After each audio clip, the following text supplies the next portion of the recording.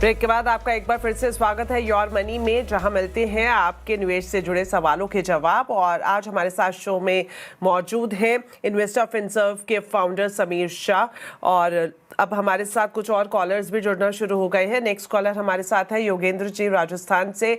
Sir, स्वागत है आपको योर मनी में। बताएं क्या जानना चाह रहे हैं। मैम, मेरे 3 क्वेश्चन है। पहला ये है कि जैसे अभी जो मेरे इंटरनेशनल जो म्यूचुअल फंड में जिनमें मैं इन्वेस्ट कर रहा हूँ, उनमें क्या है, जुलाई से एसआईपी स्टॉप हो चुका है। तो उनको मैं जो अपने जो ईटीएफ्स हैं, जैसे मोतीलाल ओसवाल के, मिराक एसेट के, जो नेस्डैक के और इनके एसएनपी के ईटीएफ्स हैं, उनमें मैं इन्वेस्टमेंट शुरू कर दूं क्या उनको? एंड सेकंड ये है कि जो मेरे अभी जो लोकल म्यूचुअल फंड में मैं इन्वेस्टमेंट कर रहा हूँ, इसमें मुझे कोई नया फंड ऐड करना है या कोई रिप्लेस करना है, या जो मेरा एसआईपी का अमाउंट मुझे इंक्रीज करना चाहिए? एंड थर्ड ये है कि मैम, मेरा जैसे 15 to 20 ईयर्स का होराइजन है, तो आफ्टर 20 होराइजन मेरा मतलब फंड वैल्यू कितना हो जाएगा मेरा टोटल? जैसे मैं हर साल 5 to 10 ईयर का स्टेप अप भी करूंगा अपने एसआईपी में भी, जैसे 5 to 10% का आप स्टेप अप करेंगे। और आपकी निवेश अवधि जो आपने डिसाइड की है 15 से 20 साल है। अभी जो पोर्टफोलियो की वैल्यू है वो 10 लाख तक पहुंच गई है। मंथली सिप 67,000 की जारी है।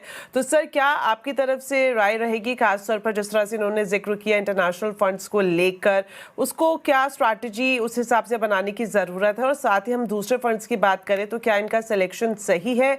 और कितना कॉर्पोरेट से इकट्ठा कर लेंगे 15 से 20 साल तक अगर ये इन्वेस्टमेंट जारी करते हैं 5 से 10% स्टेप अप के साथ? तो पहले हम योगेंद्र जी, आप कितना कॉर्पस इकट्ठा करेंगे? आई बिलीव आप एक्साइटेड होंगे ये जानने के लिए। पहले वो पॉइंट पे डिस्कस करते हैं, फिर आपका जो बाकी के fund related, portfolio related question थे उस पे आते हैं। पहला, आपका करंट पोर्टफोलियो 10 लाख है और आपने इकट्ठा कर चुके हैं। आपकी मंथली एसआईपी 67,000 जा रही है। और अगर ये आप कंटिन्यू अगले 15 साल तक करते हैं तो और 12% का एवरेज रिटर्न जनरेट होता है, तो वो सिचुएशन में आप करीबन 4 करोड़ 15 लाख रुपए के करीब फंड इकट्ठा कर पाएंगे। और अगर आप ये 20 साल तक कंटिन्यू करते हैं, ये सिचुएशन में आप करीबन 8 करोड़ 19 लाख रुपए के करीब फंड इकट्ठा कर पाएंगे।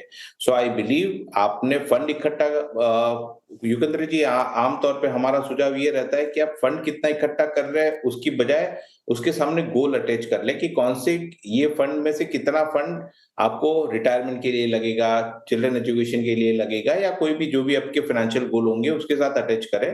तब पता चलेगा क्या ये इनफ है या नहीं है। अदरवाइज क्या लगेगा, 8 करोड़ बहुत काफी अच्छा फंड इकट्ठा हो गया है, बट आमतौर पे जब हम इसको गोल के साथ अटैच करते हैं तब हमें पता चलता है क्या ये इनफ है या नहीं। तो हमारा पहला सुझाव ये रहेगा कि ये 8 करोड़ का ब्रेकअप आप अपने सारे फाइनेंशियल गोल के हिसाब से करें। अब दूसरा, योगेंद्र जी, एक चीज मैं आपको बताना चाहूंगा कि आपका जो करंट एसआईपी जा रहा है, राइट, जिसमें चाहे एसआईपी स्टॉप हो गई हो, लेकिन 67,000 एसआईपी में से लगभग 22,000 की एसआईपी आपकी इंटरनेशनल फंड में जा रही है। आमतौर पे हमारा सुझाव ये होता है कि आप जब भी इंटरनेशनल फंड में इन्वेस्टमेंट करें तो वो आपके टोटल पोर्टफोलियो का 5 या एट मैक्स 10% का ही एक्सपोजर होना चाहिए, उससे ज्यादा नहीं रखना चाहिए। रीजन, जैसे आपने यूएस टेक्नोलॉजी फंड में इन्वेस्ट किया है, यूएस की अपॉर्चुनिटी इन्वेस्टमेंट में किया है, ग्लोबल इक्विटी में किया है, साथ साथ में आपके पास पराग पारेख का फ्लेक्सी कैप फंड भी है। यहाँ पे हर एक को मिला के आपका करीबन 32-33% का आपका टोटल एक्सपोजर, आपके पोर्टफोलियो का एक्सपोजर इंटरनेशनल इन्वेस्टिंग में जा रहा है। पहला, ये हम क्यों सुझाव देते हैं, पहले हमें नहीं, आई डोंट नो कि आप यूएस या जो भी सेक्टर में इन्वेस्टमेंट हो रहा है उसको क्लोजली मॉनिटर कर रहे हैं, कौन से इवेंट ट्रिगर हो रहे हैं, क्या वो बेनिफिशियल है या नहीं है। ये सारी चीजें sitting in India it is practically little tough कि जो आप उसको क्लोजली मॉनिटर कर पाए।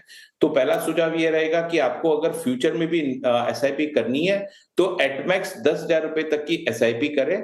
आप यूएस का एडलवाइस का यूएस टेक्नोलॉजी फंड है वो कंटिन्यू रखें। और अगर यहाँ पे आपका फर्दर एसआईपी बंद हो गया है तो आपने जैसे बताया वैसे ईटीएफ में भी आप इन्वेस्टमेंट कर सकते हैं। बट सुझाव ये रहेगा कि एसआईपी अमाउंट रिड्यूस करके आप 10,000 से ज्यादा ना करें, इससे आपके थोड़े पोर्टफोलियो पे डाइवर्स इफेक्ट आने के चांसेस रहते हैं। अब आते हैं जो आपने डोमेस्टिक इन्वेस्टमेंट किया है, जिसमें आपने 4 फंड की सिलेक्ट करे, Parag Parekh flexi cap fund, Invesco mid cap fund, Bandhan का स्मॉल कैप और निपॉन इंडिया का मल्टी एसेट फंड। ये चारों के चारों आपके बहुत बेहतरीन फंड है। हाल फिलहाल इसमें कोई चेंज करने की जरूरत नहीं है, बट आप जरूर इसमें एसआईपी का एलोकेशन बढ़ाएं। जो आपका फिलहाल पराग पारेख फ्लेक्सी कैप में 18,000 का इन्वेस्टमेंट चल रहा है, उसको बढ़ा के 22,000 करें। इन्वेस्को को मिड कैप में जो 12,000 चल रहा है, उसको बढ़ा के 15,000 करें। बंधन स्मॉल कैप में जो 9,000 की एसआईपी चल रही है, उसको बढ़ा के 10,000 करें। और निपॉन का मल्टी एसेट फंड है, उसमें 6,000 की एसआईपी को बढ़ा के 10,000 करें। और एडलवाइस का यूएस टेक्नोलॉजी फंड है, जिसमें 5,000 की एसआईपी चल रही है, उसको बढ़ा के 10,000 करें। बस आप ये 5 फंड में ही इन्वेस्टमेंट करें। ये 5 फंड आपके ओवरऑल पोर्टफोलियो को बहुत बैलेंस्ड अप्रोच दे रहा है। इसमें अभी ज्यादा चेंज करने की जरूरत नहीं है। राइट, तो डोमेस्टिक फंड्स का पोर्टफोलियो सही है, इसमें आप स्टेप अप करें और वहीं इंटरनेशनल फंड में ज़रूरत से ज़्यादा जो एक्सपोजर है उसको कम करने की ज़रूरत है। सर, वक्त यहीं पर ही खत्म होता है। थैंक यू सो मच आज हमारे साथ जुड़ने के लिए, और साथ ही साथ हमारे दर्शकों का भी बहुत बहुत धन्यवाद। और शो खत्म करें उससे पहले आपको बता देते हैं समीर जी के टॉप 4 फंड्स।